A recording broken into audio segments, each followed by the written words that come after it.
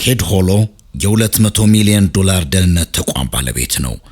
ለ14 ሰዓታት በድርድር ደክሞት ወደ ሆቴል ክፍሉ ሲመለስ የጠበቀው ግን ሰላማዊ እንቅልፍ አልነበረም።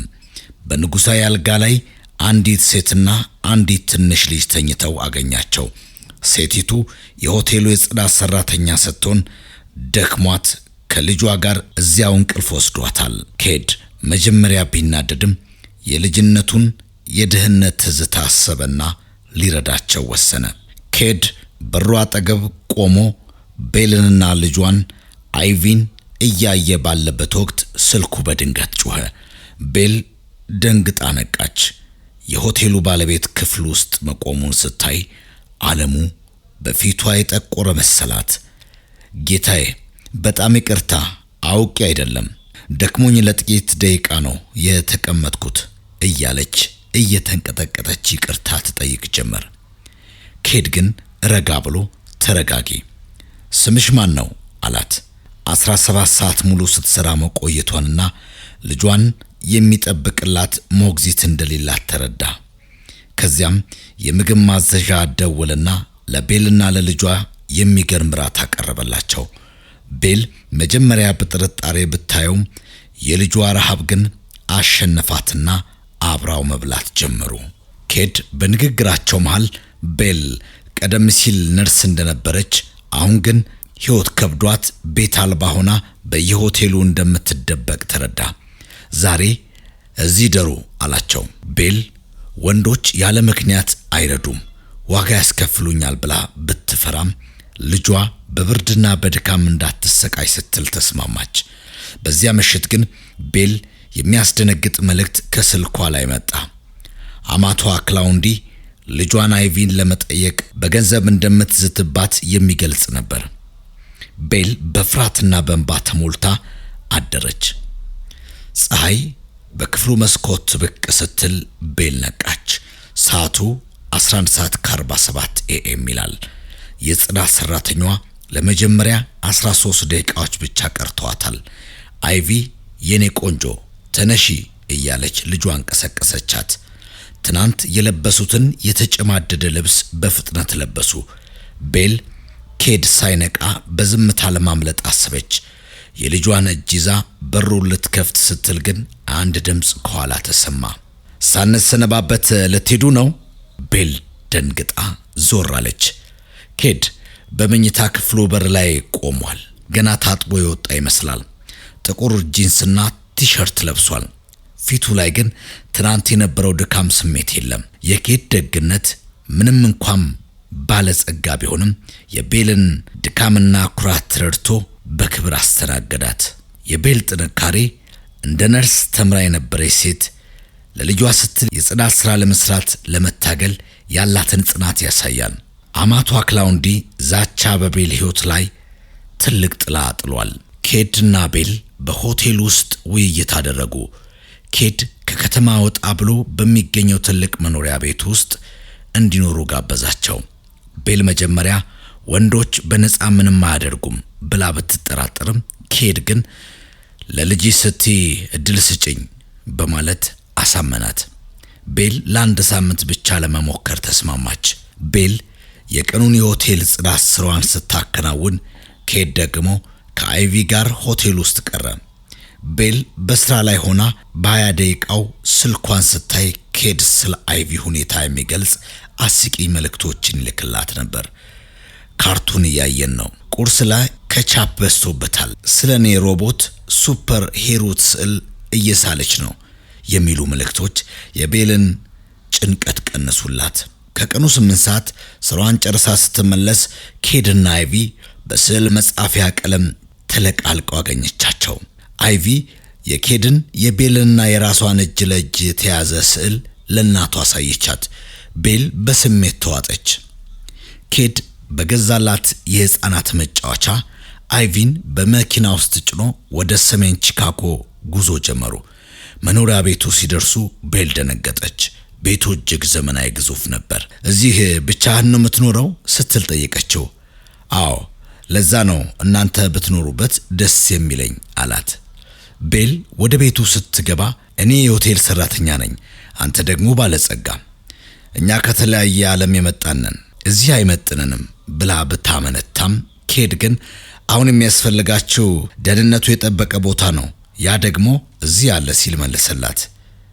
ንግግራቸው ሳይጠናቀቅ የቤል ስልክ ጮኸ። አማቷ ክላውንዴ ነበረች።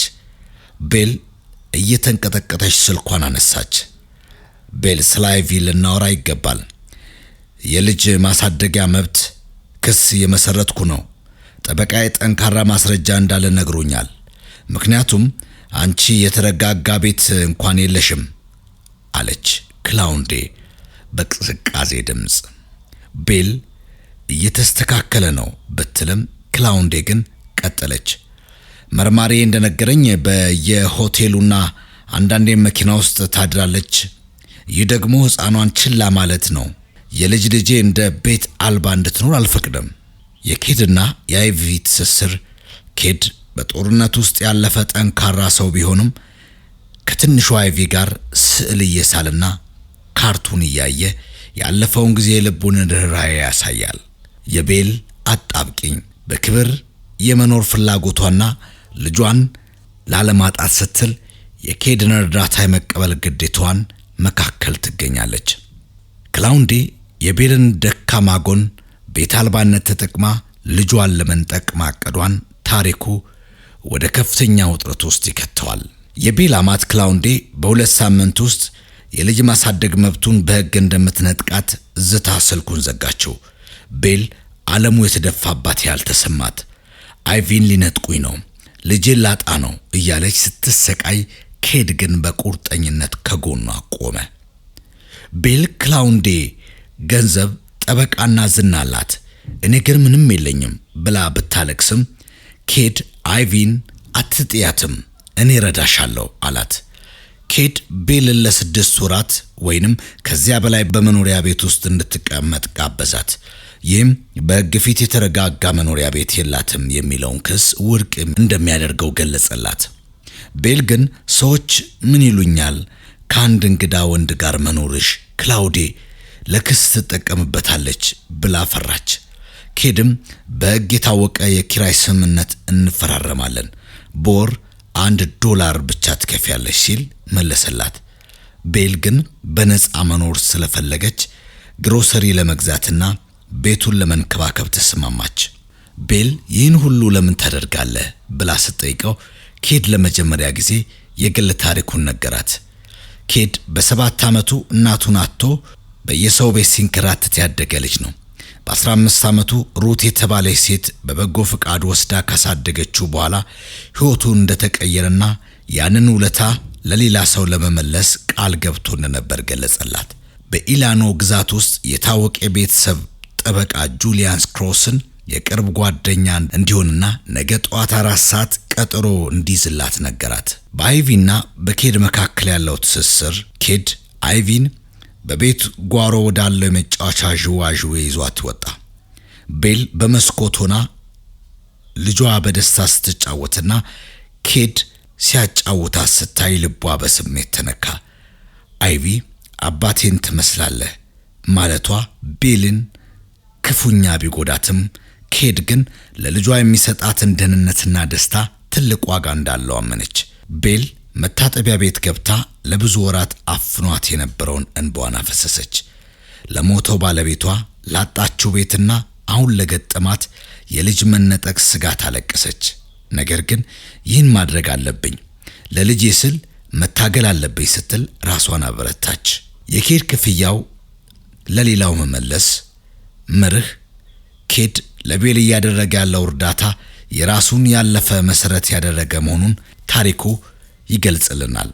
ኬድ ቤልን ያረጀውን የሆቴል ስራሽን ትተሽ ወደ ቀድሞ የነርሲንግ ሙያሽ ተመለሺ ሲል አበረታት። ቤል መጀመሪያ ብትፈራም ኬድ ግን የነርሲንግ ፍቃዷ አሁንም የሚሰራ መሆኑን በራሷ አጣርቶ ነገራት። የሕግ ትግሉን ለማሸነፍ የተረጋጋ ስራና ገቢ ማሳየት እንዳለባት አስገነዘባት። ኬድ ለቤል ለአዲሱ ስራዋ የምትለብሰውን ፕሮፌሽናል ልብስ በረዳቷ አማካኝነት ገዝቶ በስጦታ አበረከተላት። ቤል ልብሱን ስትለብሰው የቀድሞ በራስ መተማመኗ ተመለሰላት። ኬድ ባደረገላት የጥቆማ እርዳታ በኔትወርኪንግ በታወቀው የሰሜን ምዕራብ መታሰቢያ ሆስፒታል የቃለ መጠይቅ ዕድል አገኘች።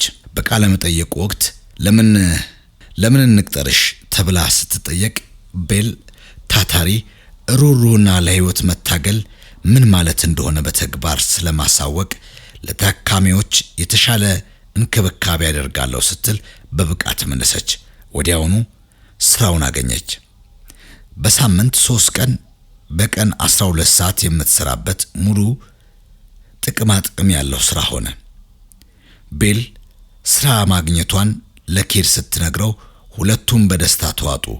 ኬድ እጇን ጨብጦ ያንን ያሳካሽው አንቺው ራስሽ ነሽ አላት።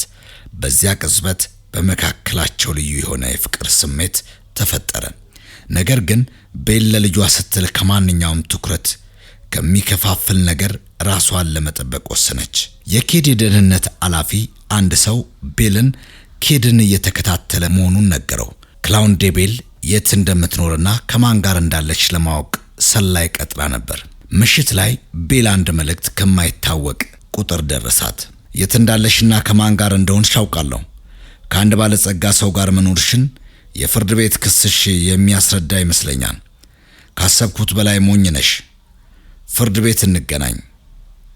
ክላውንዴት። ቤል በዚህ ጊዜ እንደ ትናንቱ አልፈራችም። ይልቁንም ቁጣ ተሰማት።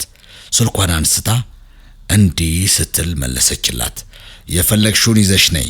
የቤል በራስ መተማመን ከሆቴል ጽዳት ሰራተኝነት ወደ ተከበረ የነርሲንግ ሙያ መመለሷ ለልጇ ማሳደጊያ የሚሆን ትልቅ አቅም ፈጥሮላታል። ኬድ ቤልን በቤትና በሕግ ብቻ ሳይሆን ስራ እንድታገኝ መንገዱን በማሳየት ትልቅ ውለታ ውሎላታል። ታሪኩ የሚያበቃው ቤልና ክላውንዴ ፍርድ ቤት ሊገናኙ ቀጠሮ በመያዝ ነው። ቤል አሁን የተረጋጋ ቤት፣ የተከበረ ስራና ከጎኗ የሚቆም ጠንካራ ሰው ኬድ አላት። ውድ የዩቲዩብ ቻናል ተመልካቾቻችን ቤል በሕግ ትግሉ ታሸንፍ ይሆን? በኬድና በቤል መካከል ያለው ግንኙነት ወደ ትዳር ያመራ ይሆን? ይህ ታሪክ እጅግ አስተማሪ ነው። አንዳንዴ ደፋር መሆን ማለት እርዳታን መቀበል መቻል ነው የሚል መልእክት ከታሪኩ እንማራለን። በቀጣይ በሌላ ቪዲዮ እስከምንገናኝ የዛሬውን እዚህ ላይ ያበቃን። ሰላም።